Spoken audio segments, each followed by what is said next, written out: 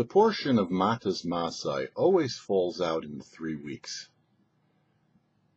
The Shalach HaKadosh writes that the holidays, or holiday period as the case may be in this instance, has a direct relationship and an intrinsic relationship with the Parsha. In the portion of Matot-Masei, it's not really hard to find.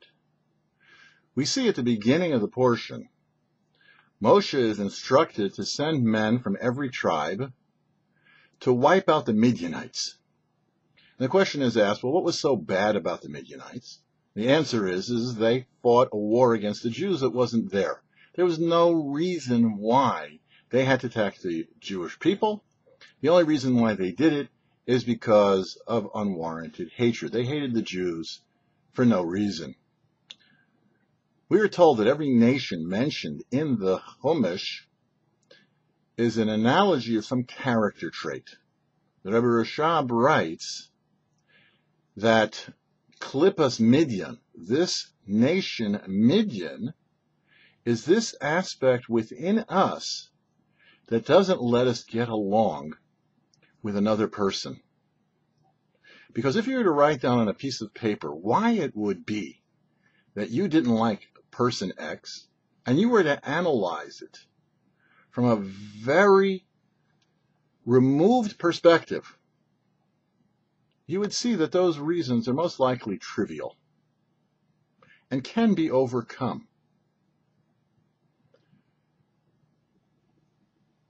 These 3 weeks commemorate the destruction of the temple.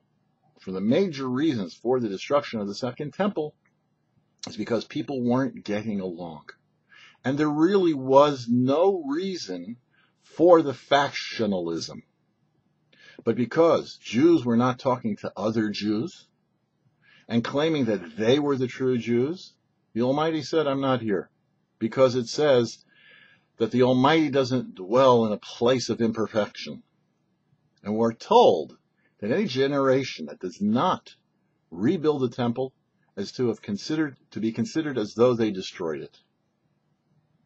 That means that we are perpetrating the same crime today as they were doing 2,000 years ago. So what should a person do when they realize, I don't like this person, but I have a mitzvah, v'ahavta l'reacha kamocha?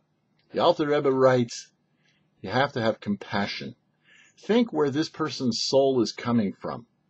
A veritable portion of God, from the essence of the Almighty, and had to go through the entire creation process until that spark of godliness encloses itself into that person.